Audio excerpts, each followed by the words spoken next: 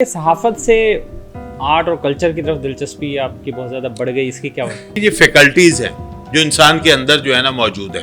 अच्छा, जिसको आप ज़्यादा वक्त देते हैं ना वो फैकल्टी ऑन हो जाती है। आर्ट्स काउंसिल तो बेसिकली आर्टिस्ट जो लोग हैं, जो आर्ट और कल्चर से वाबस्ता लोग हैं, उनका बेसिकली प्लेटफॉर्म है ना। आपका प्लेटफॉर्म तो कोई साफ थी, जैसे प्रेस क्लब होना चाहिए या कोई यूनियन ऑफ जर्नलिस्ट होनी चाहिए या एडिटर्स क्लब है जैसे, या इस तरह के और प्लेटफॉर्म होने चाहिए ना। तो वहाँ क्यों आपने सियासत शुरू कर दी? आर्ट्स काउंसिल का एक आइन है, जो भी है एक आइन तो है ना, एक उसके बाई लॉज हैं, उसमें हमें बहुत सी चीज़ों पे इतराज़ भी है, लेकिन एक चीज़ मौजूद है कि ये कैटेगरीज हैं जिसमें लोग जो हैं वो मेंबर हो सकते हैं। मेरा ख्याल है कि पता नहीं आप मेंबर हैं या नहीं है। मैं मेंबर नहीं हूँ, हालांकि मुझे अहमद शाह साहब ने खुद पर्सनली कई दफ़ा कहा, ये पर्सनली कहने वाले पे ही हमें इतराज है कि ये बादशाहाना अंदाज है कि मुझे जो है जी मैं आपको मेंबरशिप ऑफर कर। वो कौन होते हैं मेंबरशिप ऑफर करने वाले?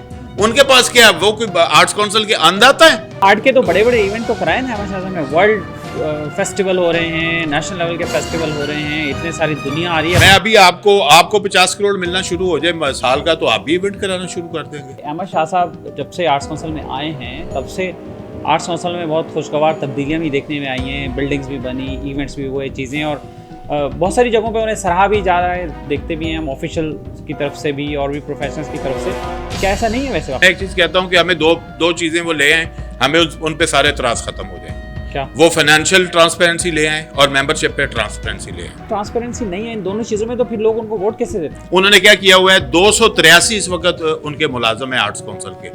आप मुझे बताएं आर्ट्स काउंसिल के इतने मुलाजम हैं?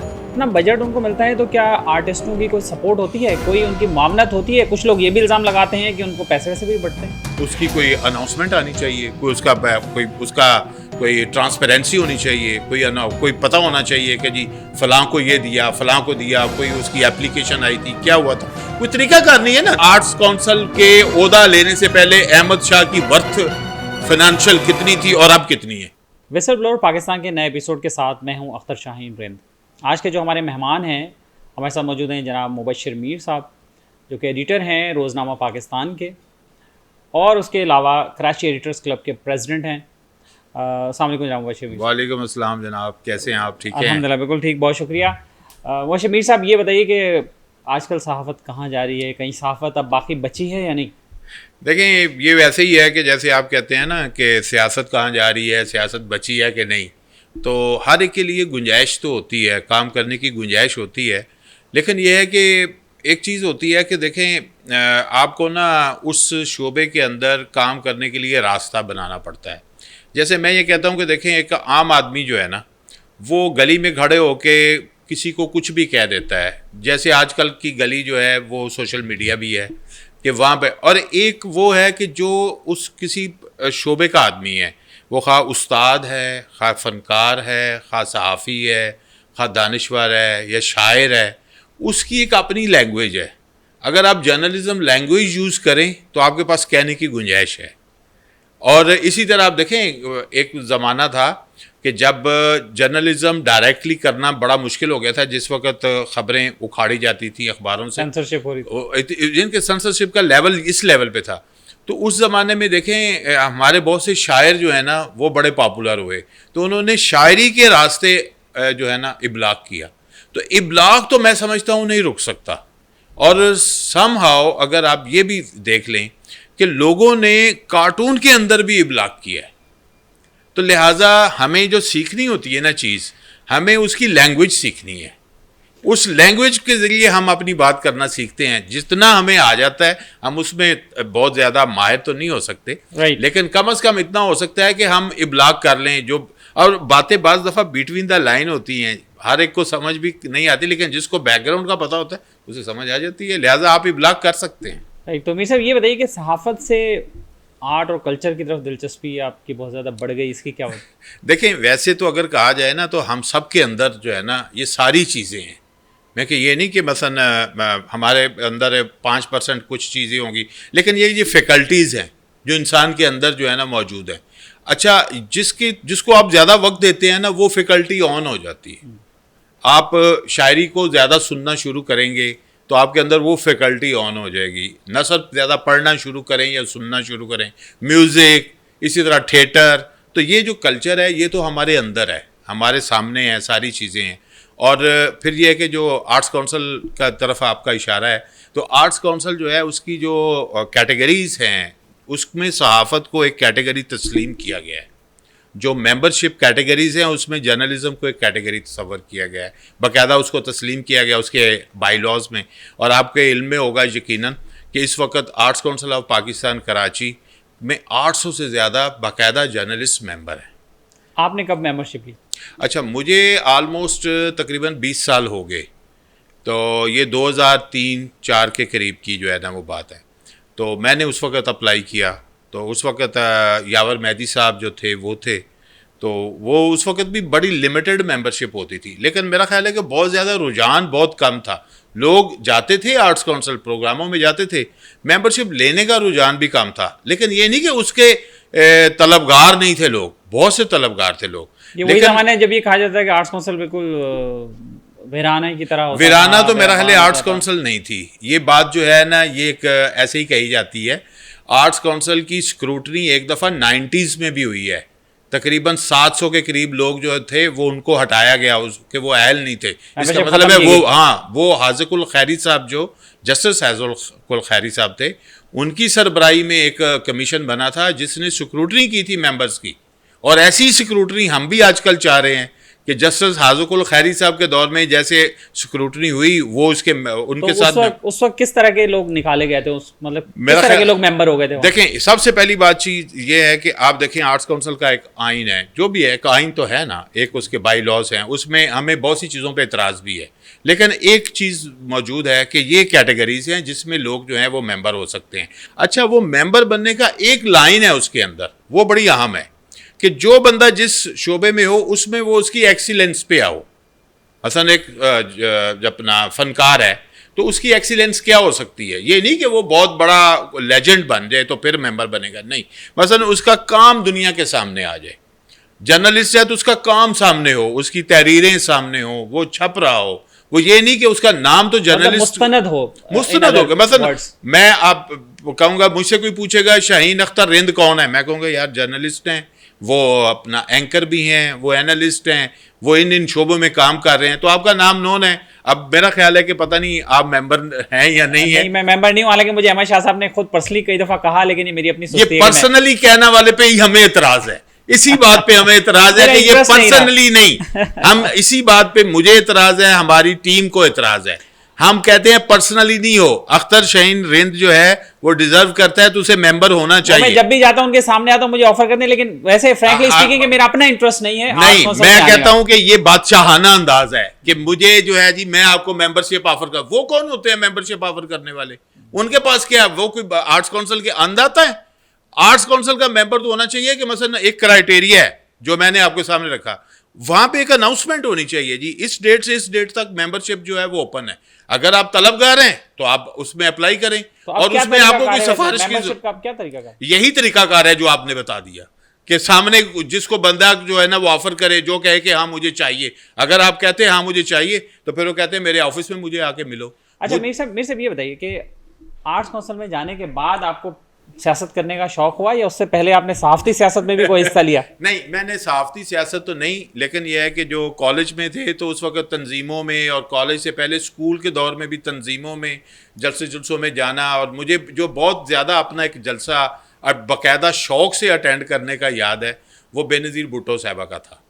और वो उस वक्त प्राइम मिनिस्टर थी, 1989 की बात है, लाहौर में मैं था तो पढ़ता था। तो उस वक्त पता चला कि वो जहांगीर बदर साहब की उसकी दावत पे भाटी गेट आ रही हैं सुई गैस का इफ्तिताह करने।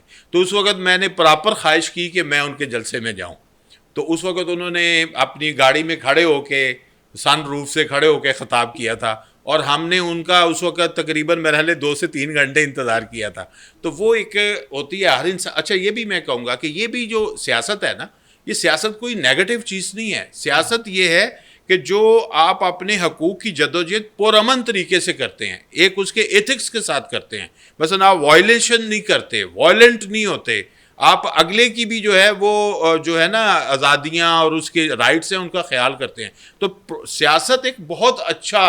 तो ये बताइए मेरे साहब के, चले आप मेंबर हो गए तो वहाँ पर जो है वो सियासत में आप क्यों आ गए? वैसे मतलब जनरली बहुत सारे लोग ये सोचते हैं कि आपको चले मेंबरशिप तो दे दी गई।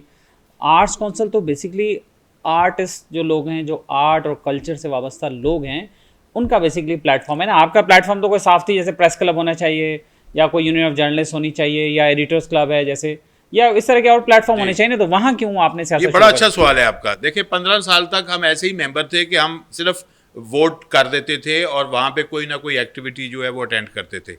लेकिन आप देखते हैं कि जो हमारे जिस ग्रुप के साथ एक अटैचमेंट थी, यावर मेहदी साहब का ग्रुप, तो उस ग्रुप के साथ अटैचमेंट थी और दूसरों के साथ भी कोई दुश्मनी नहीं है। मसलन आपका वो एक ना डिफरेंस ऑफ ओपिनियन है, दूसरे भी जो सारे थे वो सब जानने वाले, लेकिन यह है कि उनके साथ ये था कि उनके दौर में एंट्री हुई थी तो एक ज़रा थोड़ी सी एसोसिएशन। आपकी मेंबरशिप यावर साहब के दौर में। और किसने दी थी मेंबरशिप आपको? वो यावर साहब ही थे उस वक्त, लेकिन उस वक्त स्क्रूटनी कमेटी भी थी उस वक्त, इस तरह तो नहीं था। और अनाउंसमेंट भी अप्लाई किया था? नहीं, अनाउंसमेंट भी हुई थी, बाकायदा लिस्टें भी लगी थी। अब लिस्टें नहीं लगती, उस वक्त लिस्टें भी लगती थी। तो आपको उस वक्त हमारी तरफ जैसे मुझे ऑफर कर रहे थे? नहीं, मुझे नहीं ऑफर नहीं हुई, नहीं ऑफर नहीं हुई, नहीं ऑफर नहीं हुई ना, यही तो बात है। मैं कह रहा हूँ यही डिफरेंस था। और ये चीज मेंबरशिप ओपन हुई थी उस दौरान आपने किया? हाँ, उस वक्त मेंबरशिप ओपन हुई थी और मेंबरशिप आसानी से, और हर साल मेंबरशिप ओपन भी नहीं होती थी। जैसे आपका प्रेस क्लब है, हर साल तो नहीं मेंबरशिप ओपन, तो इसी तरह वो भी हुआ था। तो 14-15 साल तक तो इसी तरह ही हम भी वो जो है ना एक तरह के बहुत ज्यादा एक्टिविस्ट मेंबर नहीं थे, लेकिन बहरहाल वहाँ पे वोट डालने जाते थे, वोट डालने भी जाते थे, फंक्शंस में भी जाते थे, सबसे मिलते मिलाते भी थे, लेकिन यह कि कभी वो उस तरह किसी के साथ उस तरह इजहार नहीं किया। लेकिन फिर यह है कि वो टीम की तरफ से एक पूरा जो था कि भाई नहीं आप आएँ और इसमें पार्टिसिपेट करें, यहाँ पे ज़रूरत है। और फिर मैंने महसूस भी ये किया 2017 में, ख़ास तौर पे 2017 में देखा कि भाई यहाँ पे जो बेचारे, जो आपने कहा ना फनकार, हम एक्चुअली अगर आप ये कहें तो मैं कोई सियासत वो अपने लिए वहाँ पे नहीं उसमें पार्टिसिपेट, जिनका राइट है उनको हक दिलाने के लिए सियासत कर रहे हैं। जो फनकार हैं बिल्कुल उनका पहला हक है। फनकारों को हक नहीं मिला? वहाँ नहीं मिला ना। आप मुझे बताएं कि इस वक्त जो कोई सदर कब हो गया, कितना अर्सा हो गया कोई फनकार सदर बना है, कोई फनकार जो है वो सेक्रेटरी बना है? ये दो ओहदे जो हैं ये तो बिजनेसमैनों के लिए मखसूस हुए। तो अभी फिर एक और चीज़ है कि आप देखें रेशो कितनी डिस्टर्ब हो गई है। एक शोबा है वो मेंबरशिप का, उसका नाम है आर्ट लवर, यानी कि लाइफ मेंबरशिप दी जाती है उसके अंदर। उसका मकसद क्या है कि ये जो 9 कैटेगरीज हैं तकरीबन, जिसमें फ़नकार हैं, मौसीकार हैं, मुसव्वर हैं, सहाफ़ी भी हैं, उसके अंदर नात खान भी हैं, उसमें अपने कारी भी हैं, बहुत से इस तरह की कैटेगरी, कवाल भी हैं, म्यूजिशियन भी हैं। उनकी सपोर्ट के लिए है वो आर्ट लवर। आर्ट लवर इसलिए नहीं है कि वो उनके ऊपर हुकूमत करे, उनके ऊपर गवर्न करे, उनके फंड्स जो है ना वो उनसे आर्टिस्ट जो है उसके आगे हाथ फैलाए, वो उसकी सपोर्ट के लिए है। लेकिन इस वक्त क्या हो गया हुआ है कि वो वहाँ पे हुकूमत कर रहे हैं। ये है बेसिक डिफरेंस जिसके लिए हम मैदान में आर्ट के तो बड़े बड़े इवेंट तो कराए ना हमारे सामने, वर्ल्ड फेस्टिवल हो रहे हैं, नेशनल लेवल के फेस्टिवल हो रहे हैं, इतने सारी दुनिया आ रही है, अब तो बड़ी रौनक लगी। मैं अभी आपको 50 करोड़ मिलना शुरू हो जाए साल का तो आप भी इवेंट कराना शुरू कर देंगे। वो असल चीज़ ये नहीं है। मसलन इस वक्त गवर्नमेंट जो है वो फंडिंग जो देती है, वो गवर्नमेंट फंडिंग उनको नहीं देती, वो देती है आर्ट्स काउंसिल को देती है। अगर वो कहें कि वो मुझे ये फंडिंग होती है या मेरा उसमें जो है वो, देखें गवर्नमेंट का एक अपना क्राइटेरिया तो है ना कि भाई कितना पैसा जो है वो बजट का किस शोबे में एलोकेट करना है, ये हेल्थ में जाना है, ये एजुकेशन में जाना है, ये सकाफत में जाना है। इस तरह तो फिर सकाफत की मिनिस्ट्री ख़त्म कर दी जाए, तो वो तो उस हवाले से तो अब ज़ाहिर है कि ये भी एक इदारा है। तो सियासत करने के लिए आपको ऑफर अहमद शाह साहब के पैनल से नहीं हुई थी? नहीं, मैंने सियासत उनके पैनल वैनल से मेरा वो उस तरह का नहीं था। लेकिन जो आपने कौन सा पैनल ज्वाइन किया था? अच्छा, उसमें मैं ये बात क्लियर कर दूं कि देखें मैंने कोई वो नहीं किया कि मैं कोई जो है ना कोई बहुत ज़्यादा वहाँ पे कोई इनकलाब लाने की हम कोई बात कर रहे हैं। लेकिन हमारा एक सिंपल जो है ना वो ये है कि 2 पॉइंट है हमारे। अब कौन सा पैनल है आपका, जरा उसके बारे में बताइए जी। और आपके पैनल में कितने फनकार हैं ये भी बताइए। हाँ बिल्कुल, द आर्ट्स फोरम पैनल है, ठीक है। अच्छा, उसमें लीडर कौन है, कौन है जी? देखें इसमें अब मैं अगर आप कहेंगे तो नाम लेके हाँ, देखें उसमें यह है कि सबसे पहले शायर भी हैं, जावेद मंजर साहब शायर हैं, किशोर अदील जाफरी साहब शायर हैं, ठीक है। जानू जर्मन हमारे पैनल में जो है वो, अच्छा अमजद साबरी साहब इस पैनल के थे जो शहीद हुए, वो थे। उस्ताद और जो इसके ऊपर काम करते थे असफर अजीज साहब, वो भी शहीद हुए, वो भी इस पैनल में थे। तो लिहाजा ये नहीं कि उसमें फिर मजहर मुराव बुंदू खान बहुत अच्छा, वो तो इस दफा आपने उन्हें पैनल ना में ना, दिया ना, वो शुरू से इस पैनल के साथ है, वो शुरू से इस पैनल के साथ है, और वो पहले भी मेरा ख्याल है कंटेस्ट कर चुके हैं। नाम और तस्वीर तो अभी इस दफा हमने नहीं, देखा, लेकिन पहले भी वो किसी वक्त कंटेस्ट कर चुके हैं। लेकिन मजहर मुराद बुंदू खान एक म्यूजिक घराने का एक इस वक्त नुमाइंदा आदमी और है। कौन है लीडर्स में? अच्छा, और नाम कुछ? ये सारे लीडर हैं, ये सारे नाम आप लीडर्स भूल रहे हैं, बता नहीं रहे। आप बोलते हैं, अगर आपको कोई याद आ रहा है इंजीनियर साहब का बताए ना, वो क्या? किसका? इंजीनियर साहब क्या है?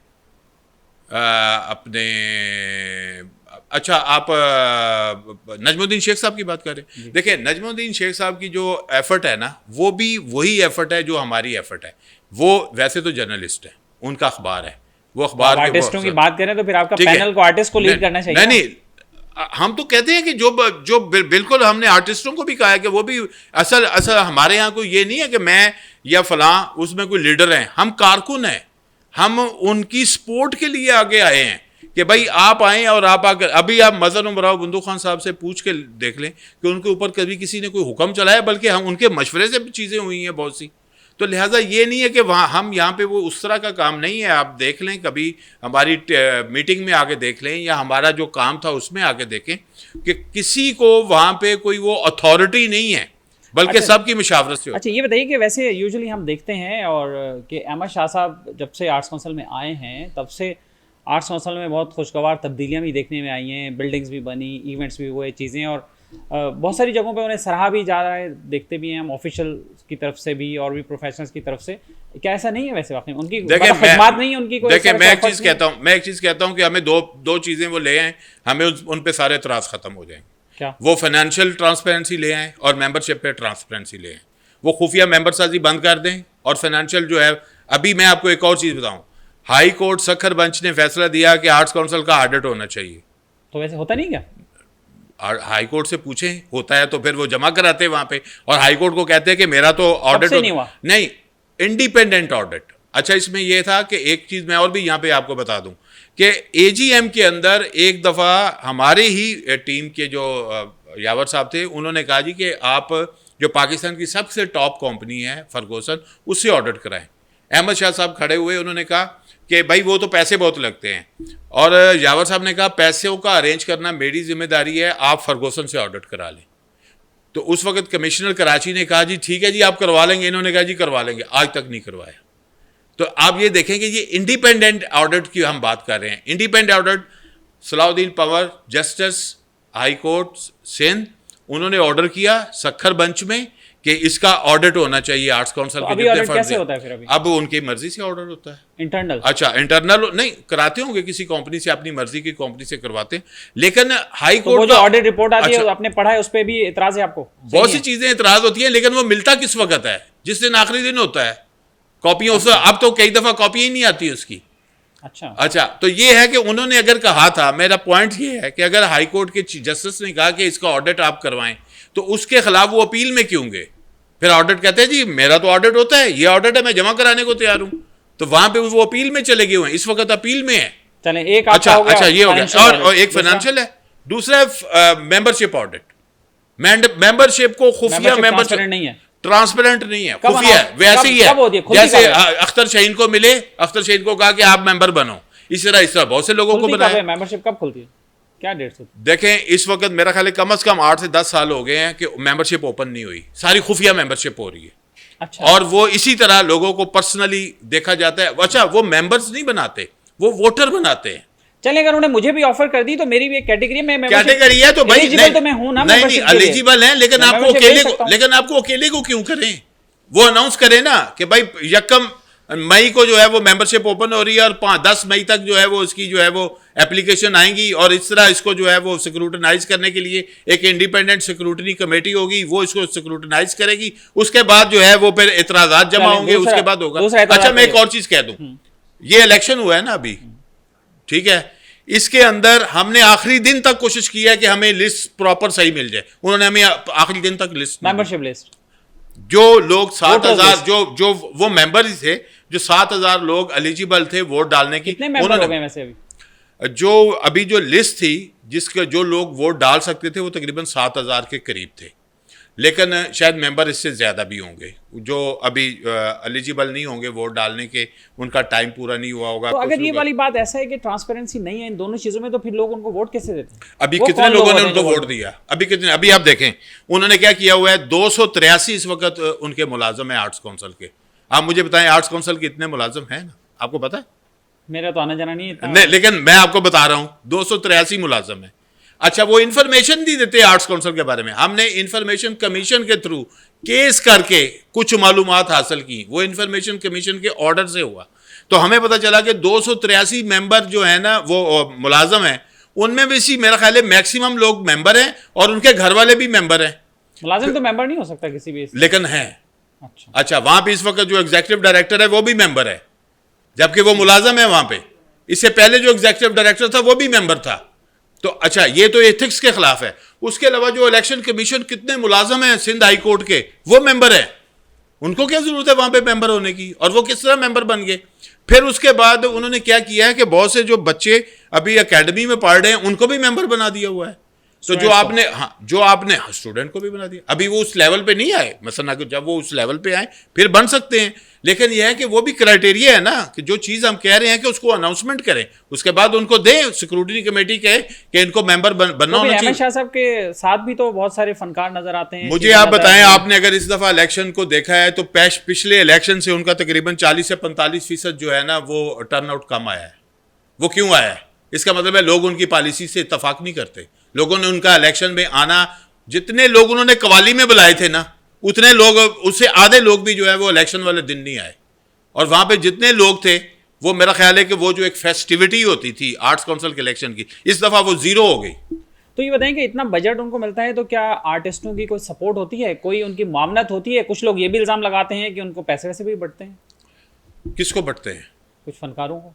वो फिर उसकी कोई अनाउंसमेंट आनी चाहिए, कोई ट्रांसपेरेंसी होनी चाहिए, कोई पता होना चाहिए कि जी फलां को ये दिया, फलां को दिया, कोई उसकी एप्लीकेशन आई थी, क्या हुआ था, कोई तरीकाकार नहीं है ना। देखिए बात वही है कि बस एक बंदा जो है वो अपनी उसको जागीर बना के बैठा हुआ है, एक बंदा उसको ऐसे ट्रीट करता है कि जैसे मेरा जो ऑर्डर होगा वो चलेगा, तो फिर आप कैसे उसको तवक्को कर सकते हैं? आपको पर्सनली अहमद शाह से कोई मसला नहीं है? हमारा किसी से कोई पर्सनल ऐसा तो नहीं कि अहमद शाह की शक्ल पसंद नहीं आपको? नहीं, हमें क्यों है? हमें अल्लाह माफ करे, शक्लें अल्लाह ने बनाई हैं और सारी जो है हम सबका एहतराम करते हैं, और उनके साथ जब भी मुलाकात होती है। अहमद शाह की खिदमत कुछ आप समझते हैं कि हाँ है कुछ आर्ट्स काउंसिल की तरक्की में? नहीं, तरक्की उस तरह हुई नहीं ना, इससे ज्यादा तरक्की होनी थी अगर आर्ट्स काउंसिल को ट्रांसपेरेंसी के साथ चलाया जाता। तो अभी तो उनकी अपनी तरक्की ज्यादा हुई है। आप मुझे ये बात आप मानेंगे ना कि वो इस स्टेज तक तो लाए ना कि आपका भी इंटरेस्ट बना? मुझे आप बता दें, आर्ट्स काउंसिल के ओहदा लेने से पहले अहमद शाह की वर्थ फाइनेंशियल कितनी थी और अब कितनी है? अब आप सहाफी हैं ना, आप इसके ऊपर चेक कर लें कि उनकी रैश गाहें कितनी बड़ी हुई, उनकी गाड़ियों में कितना इजाफा हुआ, उनकी प्रॉपर्टीज में कितना इजाफा हुआ। जबकि आर्ट्स काउंसिल में तनख्वाह तो नहीं होती ना, आर्ट्स काउंसिल तो एक एजाजी जगह है, उनको तो एजाजी तौर पर, लेकिन उनकी अपनी पर्सनल वेल्थ में कितना इजाफा हुआ है वो तो आप चेक करें। तो वो क्या, उसको आप खिदमत में तस्वर करेंगे? क्या करेंगे आप उसको? चलिए, आपका पैनल क्या करेगा भैया? बात देखिए, हमारे पास यही दो चीजें हैं कि हम ट्रांसपेरेंसी चाहते हैं और हम ट्रांसपेरेंसी लाएंगे, ठीक है। और अगर जो मेंबर्स हैं उन्होंने हम पे जब भी एतमाद किया, जब भी कि हम एक आवाज़ उठा रहे हैं, हम उनको बता रहे हैं कि आपके राइट्स ये हैं, ये राइट्स आपके जो है वो दबाए गए हैं, आप इससे, ये आर्ट्स काउंसिल इससे और बड़ी आर्ट्स काउंसिल हो सकती है, इसमें और मेंबर होने चाहिए। जो कराची शहर की जो जितनी तादाद है, इसमें बहुत से लोग ऐसे सहाफ़ी भी हो गए, उसमें फ़नकार भी हो गए जिनको मोर देन 25 ईयर्स हो गए हैं काम करते हुए, वो भी मेंबर नहीं है। और उनके अंदर भी वही चीज़ है कि वो जाके इस तरह क्यों कहे? आपने क्यों मना किया होगा कि आप इस तरह की चीज़ जो है वो फेवर नहीं लेना चाहते, इसलिए आप नहीं गए। अगर वहाँ पे अनाउंसमेंट हुई होती कि फ़लाँ डेट को जो है वो मेंबरशिप अनाउंस है, आप यकीनन फॉर्म जमा कराते। लेकिन यह है कि हम चाहते हैं कि इसी तरह आर्ट्स काउंसिल में डिग्निटी के साथ लोग मेंबर बने, डिग्निटी के साथ, अगर किसी की मदद होती है तो डिग्निटी के साथ हो। दूसरी बात यह है कि मैं यहाँ पर आपको बताना चाहता हूँ, हम अपोजिशन है, हमें वहाँ प्रोग्राम करने के लिए डेट नहीं देते। मुझे नहीं मिलती, तो मिलनी चाहिए, हर एक का हक है, हक है ना। लेकिन यही तो बात है, आप पैसे नहीं देते होंगे। हमने पैसे जमा कराए हुए हैं, हमारे पैसे, जो आपने नजमुद्दीन शेख साहब का तज़किरा किया, उन्होंने पैसे जमा कराए हुए हैं, और जमा कराए हुए भी 7-8 साल हो गए। लेकिन वो कहते हैं कि ये प्रोग्राम करेंगे तो लोग इनकी बात सुनेंगे, और लोगों को ये कहते हैं कि देखो वो तो आते नहीं है, लेकिन हम आते हैं तो हमारे इर्द गिर्द उनके लोग मंडलाना शुरू हो जाते हैं कि ये क्या। आप लोगों की आवाजों से अहमद शाह साहब बहुत परेशान है। देखिए ये तो अहमद शाह बता सकते हैं, लेकिन हम तो बात कर रहे हैं कि भाई अपोजिशन के भी राइट्स हैं। अपोजिशन को अभी इलेक्शन से पहले उन्होंने पूरी कैंपेन आर्ट्स काउंसिल के अंदर अब की है। हमने अपने जो अथॉरिटीज थी उनको भी कहा कि जी हमें भी एक प्रोग्राम करना है। हाँ जी बिल्कुल होगा, लेकिन हमें डेट नहीं दी गई। अथॉरिटीज का रोल कैसे दिखता? अथॉरिटीज का रोल बहुत ज्यादा बाइस्ड है, बहुत ज्यादा बाइस्ड है। बल्कि उन्होंने पर्सनली ये कह दिया कि आप हमारे ऊपर प्रेशर ना करें, यानी कि आप जो बात कह रहे हैं हमें अपने ऊपर प्रेशर फील हो रहा है। इसका मतलब यह है कि वो भी कहीं ना कहीं उनके भी हाथ पाँव जो हैं वो जल रहे हैं। उनके पर तो है नहीं, लेकिन हाथ पाँव ही जलेंगे। लेकिन ये कि एक चीज़ है कि देखें, हम चाहते हैं कि देखें इक्वल अपॉर्चुनिटी होती है। इक्वल अपॉर्चुनिटी सिर्फ हम ही नहीं, हर मेंबर जो वहाँ पे प्रोग्राम करना चाहता है वो कर सकता है। कई लोग हैं जो वहाँ प्रोग्राम करना चाहते हैं। पहले क्या होता था सिस्टम, जिस दौर में हम मेंबर बने थे, वहाँ पे एक आर्ट्स काउंसिल के जो मैनेजर होते थे वो उनके पास हम दरख्वास्त लेके लोग कोई भी जाता था तो मुझे यहाँ प्रोग्राम करना है, वो डेट चेक करते थे, रजिस्टर चेक करते थे, उसके बाद अगर खाली है तो उसको वो बुक कर देते थे। जो डेट वो अवेलेबल होती थी, जो स्पेस अवेलेबल होती थी उसको दे देते थे, जो उसकी फीस होती थी वो उससे ले लेते थे। अब इस तरह तो नहीं होता। अब कैसे होता? अब तो वो उनके दफ्तर में जाती है एप्लीकेशन, वो उसके बाद उसको अप्रूव करते हैं। वो फिर वो जिसको चाहे, जैसे वो मेंबरशिप देते हैं ऐसे वो जो है वो तारीख भी देते हैं, इसी तरह वो हॉल की बुकिंग भी करते हैं, इसी तरह वो बाकी चीजें भी करते हैं। ये सारे काम भी वो खुद ही करते हैं। ये सारी चीजें जो है उनकी अंडर द थंब हो रही होती हैं। यही हमें इतराज है। पावर डेलीगेट क्या करना चाहिए, मेरिट पे करनी चाहिए। पावर्स जो हैं, जो सिस्टम है वो मेरिट पे होना चाहिए, मेरिट पे नहीं होना चाहिए। आप मुझे डेट लेके दे दें, अगर आपके ज्यादा ताल्लुक, आपको मेंबरशिप ऑफर हुई है ना, आप मुझे डेट लेके दे दें।